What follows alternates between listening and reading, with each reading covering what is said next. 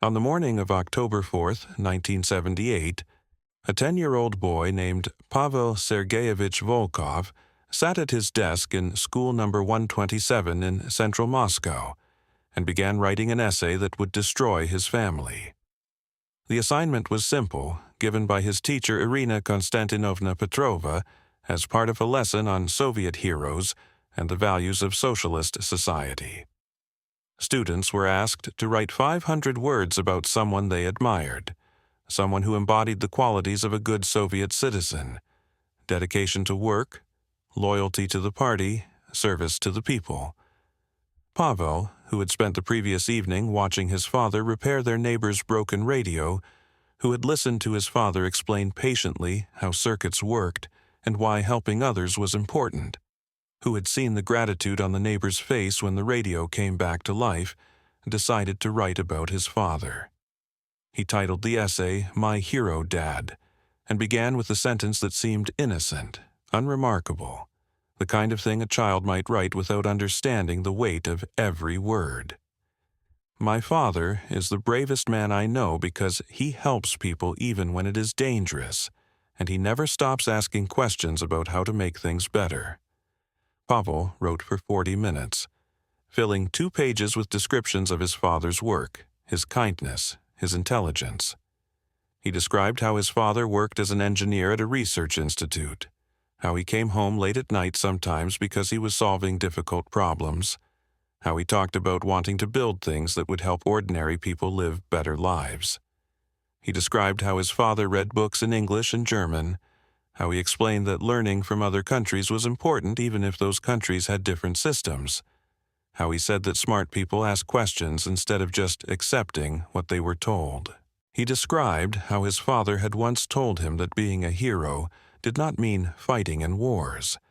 It meant standing up for what was right even when it was hard, even when other people disagreed, even when the system told you to be quiet.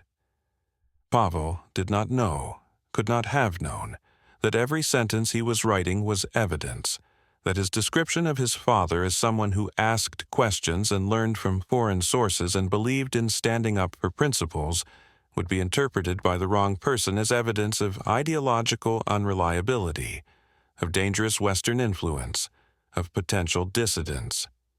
He was 10 years old, proud of his father, and completely unaware that the Soviet Union in 1978 was a place where even a child's essay could be a weapon turned against the people he loved. Pavel finished the essay, read it over once to check for spelling mistakes, and placed it on the stack of papers on Irina Petrova's desk at the front of the classroom. Petrova, a severe woman in her late 40s who had taught at School 127 for 18 years, collected the essays and told the students to begin their mathematics lesson. The essays would be graded over the next few days and returned the following week. But Irina Petrova did not wait to grade them. That evening, sitting in her cramped apartment in a kommunalka, where she shared a kitchen and bathroom with 3 other families, she read through the stack of 28 essays her students had submitted. Most were unremarkable. Children writing about cosmonauts, war heroes, factory workers who exceeded production quotas, the safe, approved subjects that Soviet education encouraged. But Pavel Volkov's essay stopped her. She read it twice, underlining phrases that troubled her. Helps people even when it is dangerous. Never stops asking questions about how to make things better. Learning from other countries was important even if those countries had different systems. Standing up for what was right even when the system told you to be quiet. These phrases, in the context of a child's essay about his father, could be interpreted as innocent admiration. A boy who loved his dad and did not fully understand the complexity of what he was describing. But they could also be interpreted, if one were looking for evidence of ideological deviation, as indications that Pavel's father held views that were incompatible with Soviet orthodoxy, that he questioned authority, that he believed Western countries had something to teach the Soviet Union, that he prioritized individual conscience over collective obedience. Irina Petrova had been a teacher long enough to know that her job involved more than educating children. In the Soviet Union of 1978, teachers were expected to be ideological gatekeepers, to identify and report students or families who showed signs of political unreliability. This expectation was not written into official job descriptions, but it was understood, reinforced through party meetings, through evaluations that rewarded vigilance, through the knowledge that failing to report suspicious activity could result in one's own position being questioned. Petrova had reported students and families before, a parent who had mentioned dissatisfaction with housing shortages, a colleague who had made a joke about Brezhnev, minor infractions that had resulted in warnings, demotions. In one case, a family being denied permission to travel. She had justified these reports to herself as necessary for protecting the socialist system, for ensuring that ideological rot did not spread through schools where young minds were being shaped. And now, reading Pavel Volkov's essay, she felt the familiar calculus forming in her mind. Should she speak to the boy, explain that some thoughts were better kept private? Should she speak to the father, warn him that his son was repeating things that could be misunderstood? Or should she report it to the authorities and let them determine whether there was cause for concern?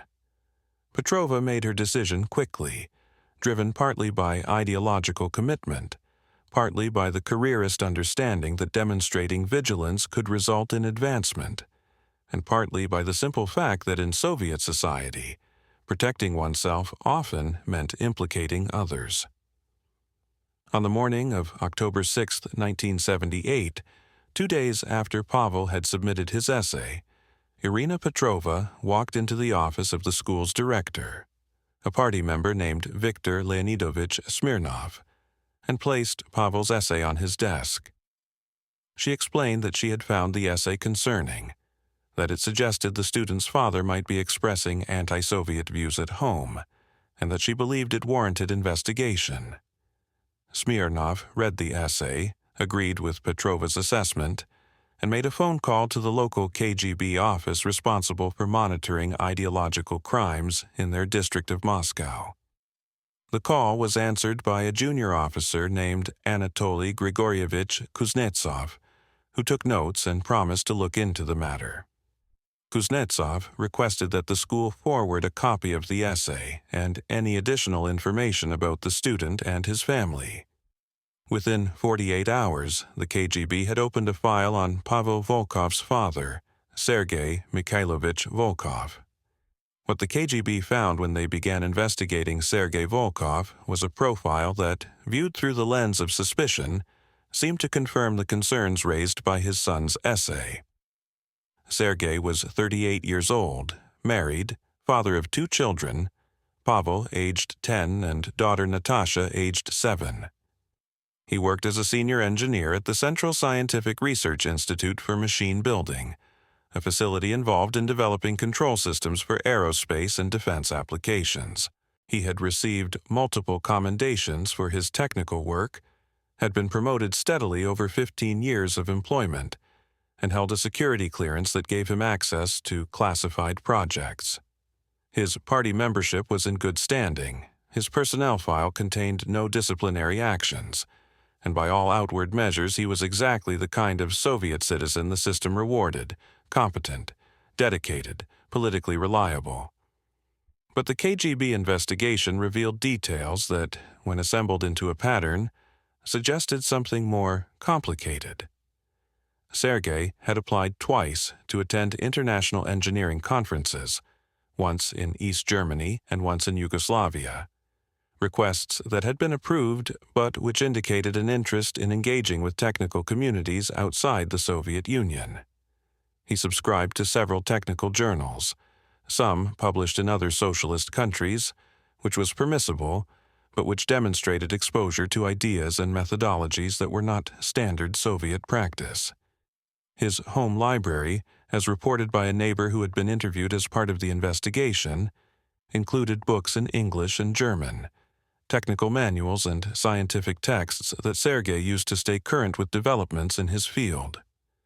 And according to colleagues who were interviewed, Sergei was known for asking detailed questions during meetings, for challenging assumptions, for suggesting alternative approaches to problems, behaviors that were valuable in an engineering context, but that could also be interpreted as a reluctance to accept authority. None of this was explicitly criminal, but in the Soviet system of the late 1970s, criminality was often a matter of interpretation, of how behaviors and statements could be framed in the context of state security. The KGB assigned the case to a senior investigator named Major Boris Ivanovich Lebedev, a man who had spent 20 years identifying and neutralizing ideological threats. Lebedev reviewed the file on Sergei Volkov and made a decision that would prove catastrophic for the family. He authorized surveillance. Over the next 3 weeks, KGB officers monitored Sergei's activities, his movements to and from work, his conversations with colleagues, his interactions with neighbors, his visits to shops and libraries.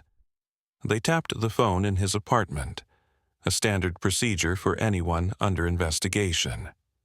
They recruited informants among his co-workers, people who agreed to report on his statements and behaviors in exchange for small favors or simply out of fear of being implicated themselves.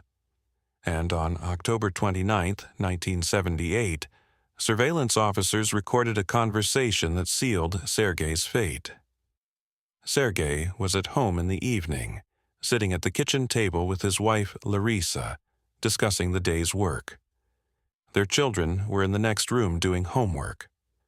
The conversation, recorded through a listening device that had been installed in the apartment during a day when the family was out, included Sergei expressing frustration about inefficiencies in his institute's management, about projects that were delayed because of bureaucratic obstacles, about talented engineers who were overlooked for promotions because they lacked party connections.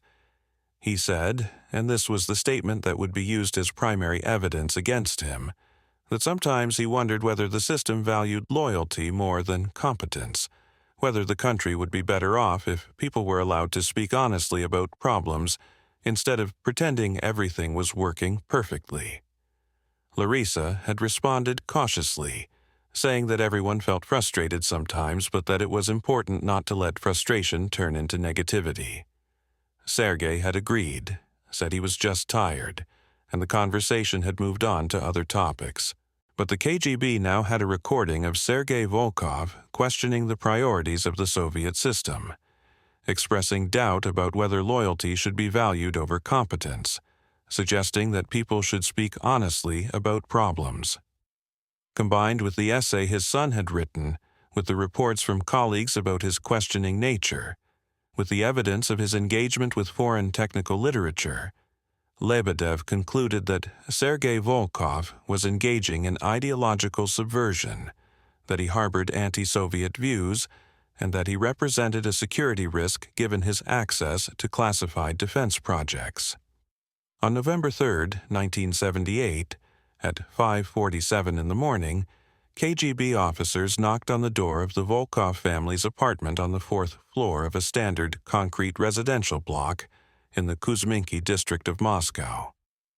Sergei answered the door, still in his night clothes, and was informed that he was required to come to KGB headquarters for questioning. Larisa, woken by the noise, came to the door and asked what was happening. The officers told her that her husband was being investigated for anti-Soviet activity and that she needed to keep the children inside the apartment. Pavel and Natasha, frightened by the raised voices, stayed in their room as their father was led out of the apartment and driven to Lubyanka, the notorious KGB headquarters in central Moscow. Sergei was placed in a detention cell in the basement of Lubyanka, a windowless room with a metal bed frame, a bucket for a toilet, and a single bare bulb that remained on continuously. He was left alone for 6 hours, a psychological tactic designed to increase anxiety and disorientation before interrogation began. At noon, he was brought to an interrogation room where Major Lebedev and another officer were waiting. Lebedev placed Pavel's essay on the table and asked Sergei if he recognized it. Sergei read the essay, his hand shaking slightly, and said yes. His son had mentioned writing something about him for school. Lebedev asked Sergei to explain why his son had written that he helped people even when it was dangerous. What dangerous help was Sergei providing? Sergei explained that Pavel had watched him repair a neighbor's radio, that the neighbor had been grateful, and that Pavel, being a child, had perhaps exaggerated the significance of the gesture. Lebedev did not accept this explanation. He asked Sergei to explain why his son had written that he believed in learning from other countries, even if they had different systems. Was Sergei teaching his son that capitalist countries had something valuable to offer? Sergei said he had taught Pavel that knowledge was universal, that science and engineering did not belong to any single country, and that good ideas could come from anywhere. Lebedev asked why Sergei believed people should stand up for what was right, even when the system told them to be quiet. Was Sergei suggesting that the Soviet system was wrong, that it needed to be stood up against? Sergei said no, that he had simply been teaching his son about personal integrity, about thinking for oneself, about being honest. The interrogation continued for 8 hours. Lebedev played the recording of Sergei's conversation with his wife, the statement about loyalty versus competence, the suggestion that people should speak honestly about problems. Sergei tried to explain that the conversation had been private, that he had been venting frustration, that everyone complained sometimes without meaning to challenge the system. But Lebedev was not interested in explanations. He told Sergei that the KGB had evidence of systematic anti-Soviet activity, that Sergei had been spreading ideological subversion through his son, through his colleagues, through private conversations that revealed his true beliefs. He told Sergei that he would be charged under Article 70 of the Soviet Criminal Code, anti-Soviet agitation and propaganda, a charge that carried sentences of up to 7 years in labor camps. Sergei was held at Lubyanka for 3 days, interrogated repeatedly, denied sleep, given minimal food, subjected to psychological pressure designed to break his resistance. On the 3rd day, exhausted and terrified, Sergei signed a confession stating that he had expressed doubts about Soviet policies, that he had questioned the priorities of the socialist system, and that he had failed to uphold the ideological standards expected of a Soviet citizen working on classified defense projects. The confession was false in the sense that it exaggerated isolated moments of private frustration into systematic anti-Soviet activity, but it was legally sufficient to proceed with prosecution. On November 7, 1978, Sergei Volkov was formally charged with anti-Soviet agitation, and his case was referred to a special court that handled political crimes. Back at the family's apartment, Larisa and the children were living in a state of terrified limbo. Larisa had been told only that her husband was being investigated and that she should not discuss the matter with anyone. Pavel, meanwhile, was beginning to understand that something terrible was happening and that it might be connected to the essay he had written. At school, Irina Petrova had pulled him aside on November 8th and asked him detailed questions about what his father said at home, whether his father criticized the government, whether his father had friends from other countries, whether his father listened to foreign radio. Pavel, confused and frightened, answered as best he could, saying he did not know, that his father mostly talked about work and family, that he did not remember hearing anything bad about the government. Petrova's questioning made Pavel feel like he had done something wrong, though he did not understand what. That evening, he asked his mother whether his essay about his father had caused problems. Larisa, trying to protect her son from the full horror of what was happening, told him that the essay was fine, that there were just some questions that needed to be answered, and that everything would be okay. But everything was not okay. On November 15, 1978, Larisa was summoned to the KGB and informed that her husband had been charged with anti-Soviet activity, that he would be tried in a closed proceeding, and that as the wife of an accused anti-Soviet element, she was being dismissed from her job as a librarian at a local technical school. She was also informed that Pavel and Natasha would be transferred to a different school, that the family would be required to relocate from their apartment within 30 days, and that she was now under surveillance and should not attempt to leave Moscow. The machinery of the Soviet system was moving forward, efficient and remorseless, destroying the Volkov family piece by piece. Sergei's trial was held on November 22, 1978, in a closed courtroom with no public access. The evidence presented against him consisted of Pavel's essay, the recorded conversation with his wife, and testimony from colleagues who described him as someone who asked too many questions and did not always accept official explanations without challenge. Sergei's state-appointed attorney advised him to plead guilty and express remorse, which was the only strategy that might result in a reduced sentence. Sergei, broken by days of interrogation and detention, did as advised.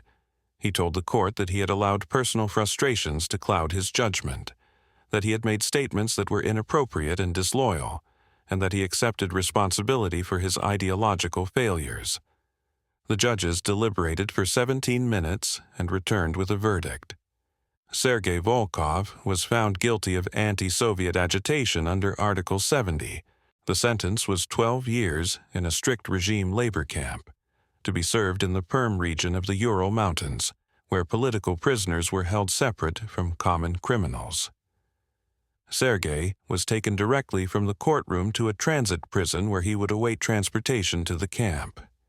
He was not allowed to say goodbye to his wife or children. Larisa was notified of the verdict by a brief letter from the court that arrived 3 days later. Pavel, sitting at the kitchen table when his mother read the letter, asked what 12 years meant. Larisa, crying quietly, told him it meant his father would be gone for a very long time, that he had been sent away to work, and that they would not see him for many years.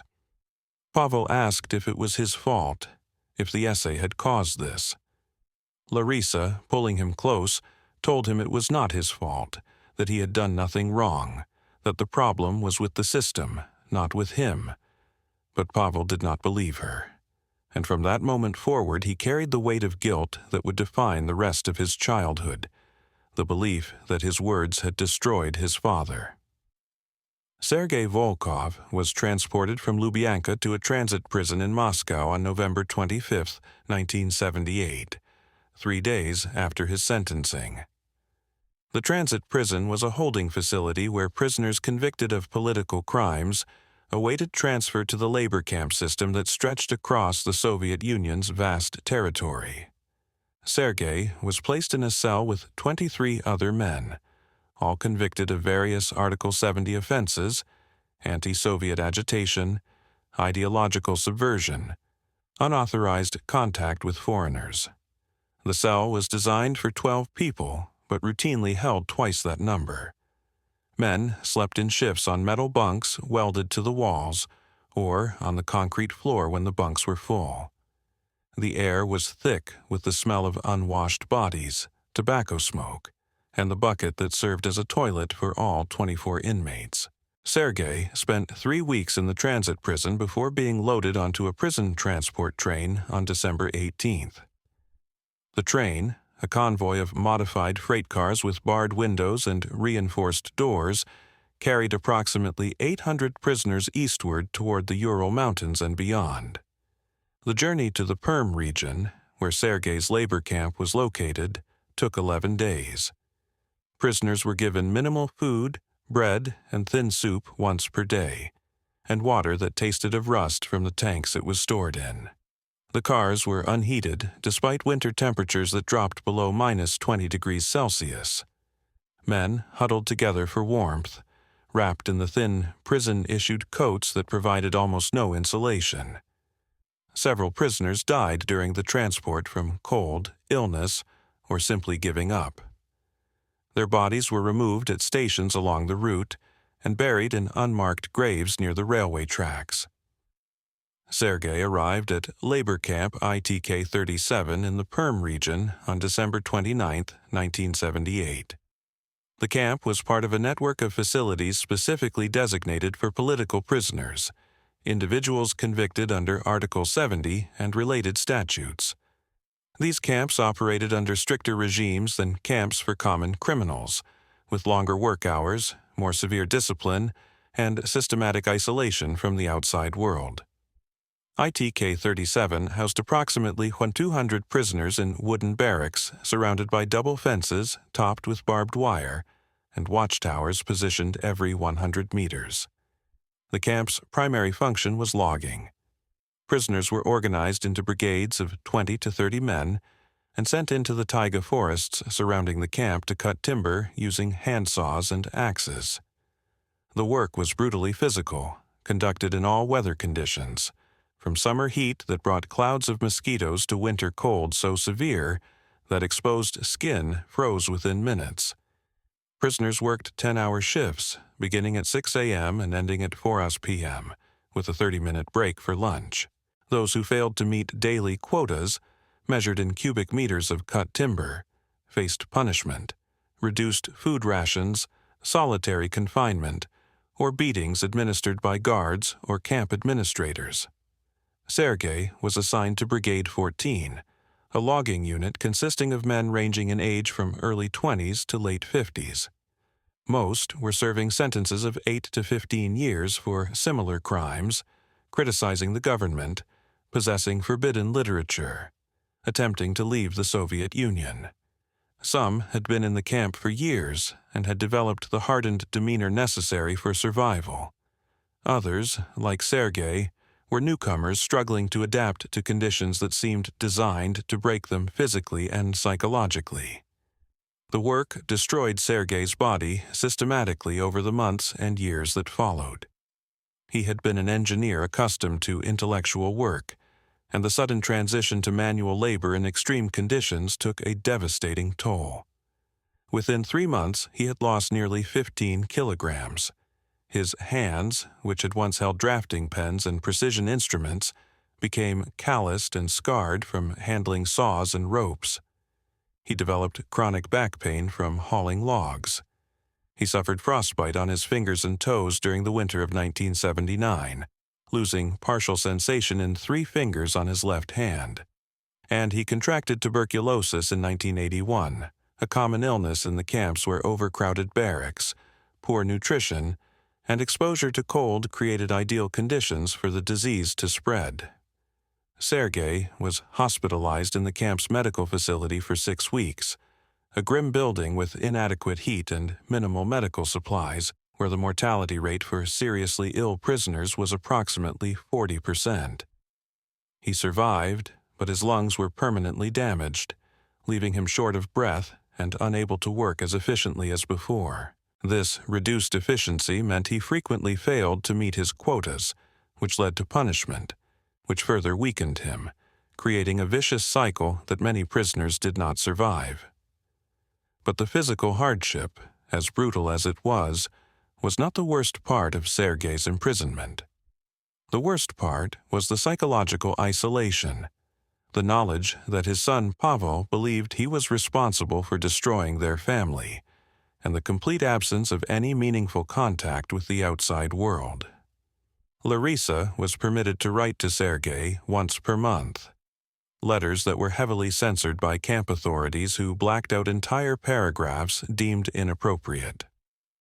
She wrote about trying to find work, about being evicted from their apartment, about the daily struggle to survive in Moscow as the wife of a convicted traitor. She wrote about Pavel being taken to the state children's home, about her attempts to visit him, about how withdrawn and silent he had become. But what she could not write, what the censors would never allow, was any criticism of the system that had destroyed them, any acknowledgement that what had happened was unjust, any expression of anger beyond carefully worded grief. Sergei received approximately 30 letters from Larisa during his first 3 years in the camp, each one a brief window into the disintegration of the life they had built together. And then the letters stopped. The last one arrived in February 1982, a brief note saying that she was being sent to a labor camp herself for 5 years, that Pavel was now in state custody, and that Sergei should be strong. After that, silence. Sergei wrote to Pavel twice, in 1980 and again in 1983, letters addressed to the children's home where he knew his son was being held. He tried to explain what had happened, tried to tell Pavel that the essay had not been his fault, that the system had used innocent words as weapons, that Pavel should not blame himself for what the KGB and the courts had done. But Sergei never knew if the letters were delivered. Pavel, according to records later obtained from the children's home, received only one letter from his father, heavily censored, and refused to read it. The sense of abandonment, the belief that his father had been taken from him because of something he had written, was so overwhelming that Pavel could not bring himself to engage with any communication that might confirm or complicate that guilt. The years passed with the kind of slow, grinding monotony that characterizes long-term imprisonment. Sergei worked, ate minimal rations, slept in overcrowded barracks, and tried to survive each day without thinking too much about the years still ahead. He formed tentative friendships with other prisoners, men who shared the experience of being political criminals in a system that treated any deviation from orthodoxy as treason. They spoke quietly at night after the guards had made their final rounds, sharing stories about their arrests, their families, their hopes for eventual release. Some maintained their idealism, insisting that the Soviet system would eventually reform, that future generations would look back on this period as an aberration. Others had become cynical, believing that nothing would ever change, that they would serve their full sentences and be released into a country that still viewed them as enemies. Sergei fell somewhere between these extremes. He did not believe the system would reform in his lifetime, but he clung to the hope that someday, perhaps after his death, historians would look at cases like his and recognize them for what they were: the persecution of ordinary people for the crime of thinking differently. In 1984, 6 years into his sentence, Sergei's health deteriorated significantly.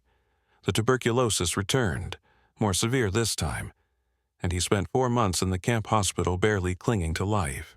The doctors, working with outdated equipment and limited medications, did what they could, but their primary concern was preventing the spread of disease to other prisoners rather than saving individual lives. Sergei survived again, but he emerged from the hospital weighing less than 50 kilograms, his body skeletal, his strength gone. He was reassigned to lighter work, sorting lumber rather than cutting it, but even this was exhausting given his weakened condition.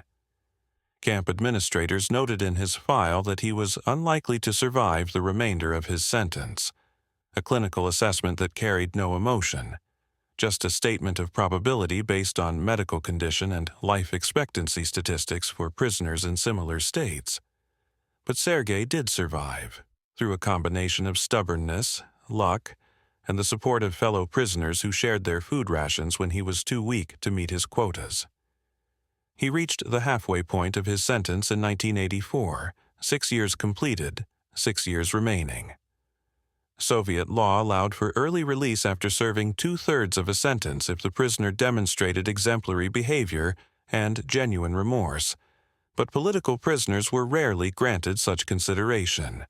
The system wanted them to serve their full terms as a deterrent to others who might consider ideological deviation.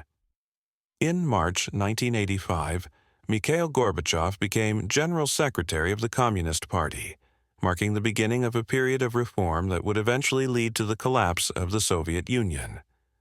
Gorbachev introduced policies of glasnost, openness and perestroika, restructuring, that began loosening the rigid ideological control that had defined Soviet society for decades.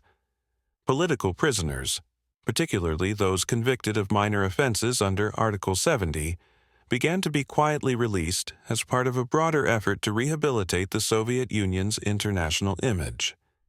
Sergei was released on August 17, 1987, 9 years into his 12-year sentence. The decision to release him came without explanation. A brief notification that his case had been reviewed and that he was being granted early release on the condition that he not engage in any further anti-Soviet activity. He was given civilian clothes, a small amount of money, and a train ticket to Moscow. He left the camp weak, sick, and bearing little resemblance to the 38-year-old engineer who had been arrested 9 years earlier. He was now 47, looked 60, and had no family to return to, no job prospects, and no idea whether his wife and son were even alive. Sergei arrived in Moscow on August 20th, 1987. The city had changed in his absence. New buildings, new metro lines, a sense of cautious optimism among people who believed Gorbachev's reforms might actually lead to meaningful change. But for Sergei, Moscow was a foreign landscape where everything familiar had been erased. He went to the apartment on Karl Marx Alley where his family had lived, only to find it occupied by strangers who knew nothing about the Volkovs. He went to the school where Pavel had been a student, but the records had been purged, and no one remembered a boy named Pavel Volkov. He went to government offices, filing requests for information about Larisa and Pavel, but the bureaucrats he encountered were either unable or unwilling to help. It took Sergei 3 months to piece together what had happened to his family. He learned through contacts he made at a support group for former political prisoners that Larisa had been released from her labor camp in 1985 and had died 6 months later from complications related to malnutrition and untreated illness. She was buried in a cemetery on the outskirts of Moscow in an unmarked grave. Sergei visited the cemetery, stood among rows of identical stones, and tried to determine which one might be hers, but there was no way to know. He learned about Pavel through a chance encounter with a former neighbor who recognized him on the street. The neighbor, uncomfortable and clearly wanting to end the conversation quickly, told Sergei that Pavel had run away from the children's home years ago, that there had been rumors he was living on the streets, and that no one knew what had become of him. The neighbor did not mention the railway workers' discovery in 1984, did not tell Sergei that his son had died frozen under a bridge.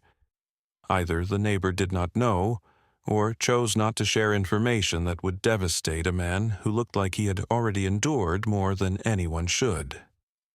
Sergei spent the next year searching for Pavel. He went to homeless shelters, asked at railway stations, showed a photograph from 1978 to anyone who might have seen a boy matching Pavel's description. He filed missing persons reports with the militia, though the officers he spoke with made it clear that runaway children from state institutions were low priority, and that finding one among thousands was nearly impossible. He never learned that Pavel was dead, never learned that his son had died believing himself responsible for destroying the family, never learned that Pavel's body had been buried in an unmarked grave less than 10 kilometers from where Sergei was searching. In 1988, Sergei was officially rehabilitated. The Soviet government, under Gorbachev's reforms, began reviewing cases of political prisoners and overturning convictions that had been based on fabricated evidence or unjust application of Article 70.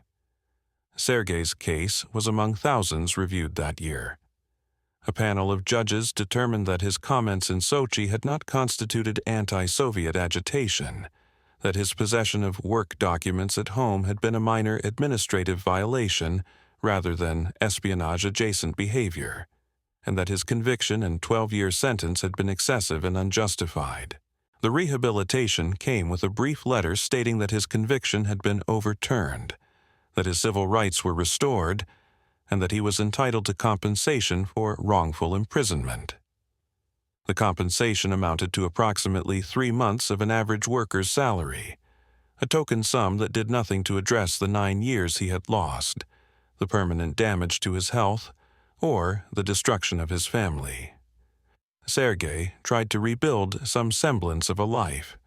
He found work as a janitor at a technical school, a position far below his qualifications, but one of the few jobs available to someone with his background and physical limitations.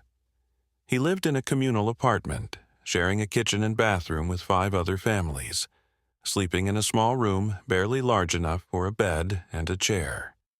He continued searching for Pavel whenever he had time and energy, but the search became more sporadic as his health declined. The tuberculosis that had damaged his lungs in the camp never fully healed, and he developed chronic respiratory problems that left him wheezing and exhausted after minimal exertion. In 1990, as the Soviet Union was collapsing and archives were beginning to open, Sergei obtained access to his KGB file. He read through hundreds of pages documenting his surveillance, his interrogation, his trial. He read the transcript of the conversation with Fyodor Vulov that had been used as primary evidence against him. He read reports from neighbors and colleagues who had been interviewed about his ideological reliability, and he read Pavel's essay, the school assignment that had started everything. The innocent words of a 10-year-old boy who had admired his father and had no idea that describing him as someone who asked questions and wanted to make things better would be interpreted as evidence of anti-Soviet views. Reading that essay broke something in Sergei. He had known intellectually that Pavel's words had played a role in his arrest, but seeing the actual document, seeing his son's handwriting, seeing how the KGB had weaponized a child's love into evidence of treason, was more than he could bear. He left the archive, walked to a nearby park, and sat on a bench crying quietly for the first time since his arrest.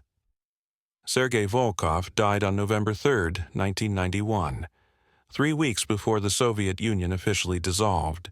He was 51 years old, but his body was that of a much older man, destroyed by years of hard labor, malnutrition, and untreated illness. He died alone in his room in the communal apartment, apparently from respiratory failure. His body was discovered by a neighbor 2 days later when the smell became noticeable.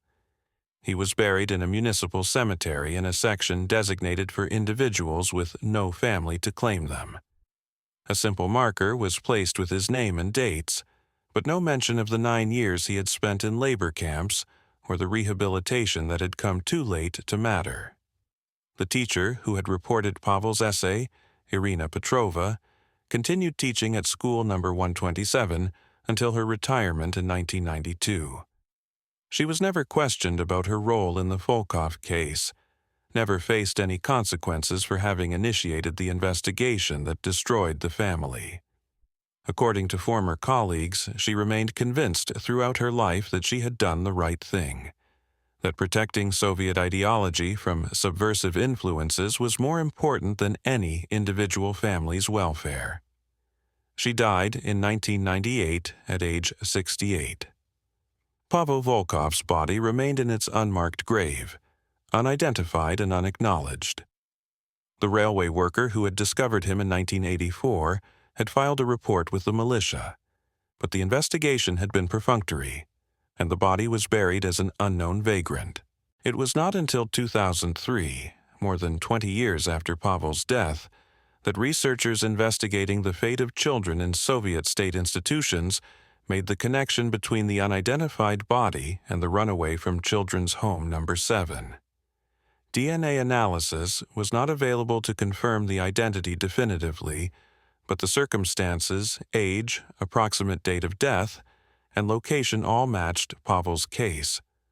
The researchers petitioned to have a marker placed on the grave identifying Pavel Volkov and acknowledging that he had been a victim of the Soviet system.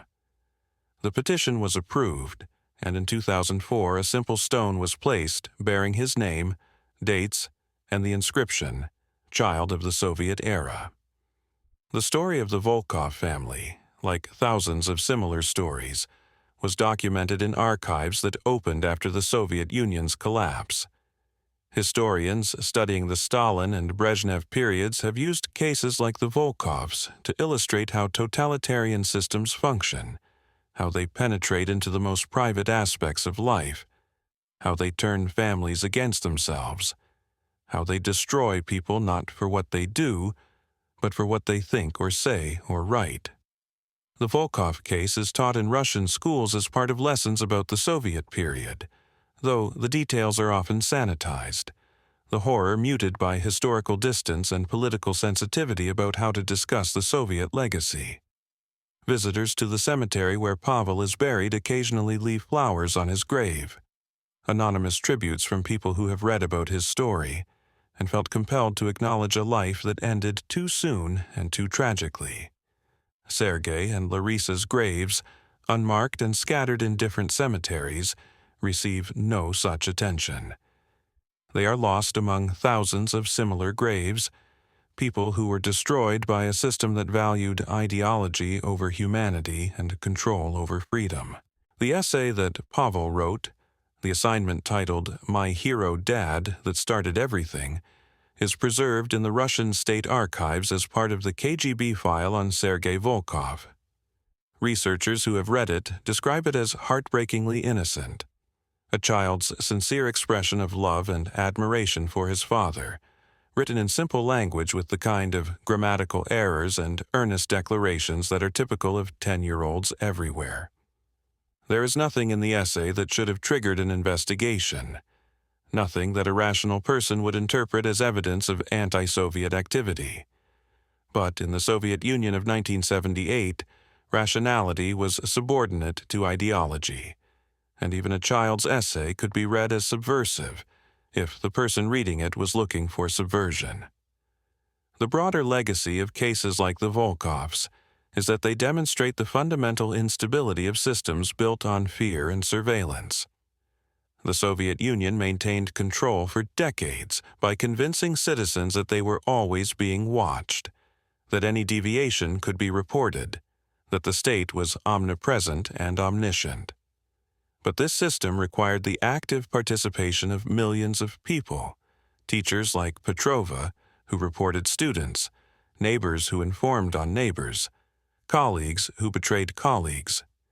And it created a society where trust was impossible, where parents could not speak freely in front of their children, where friendships were always shadowed by the possibility of denunciation. The collapse of the Soviet Union in 1991 ended this system, but it did not erase its effects. An entire generation had grown up learning that survival required silence, that speaking truth was dangerous, that the safest course was to keep one's head down and avoid drawing attention. The psychological damage of living under such conditions persists long after the system itself has disappeared, transmitted across generations as trauma that shapes how people relate to authority, to each other, to the very concept of truth. Pavel Volkov was 10 years old when he wrote an essay about his father. He was 13 when he died under a bridge, having spent 3 years in state institutions, separated from his family, carrying the crushing weight of guilt for something that was never his fault. His life, brief and tragic, stands as testimony to what happens when children are turned into instruments of state control, when innocence is weaponized, when love itself becomes evidence of crime. And his story, along with those of his parents and thousands of other families destroyed by similar circumstances, serves as a warning that must not be forgotten.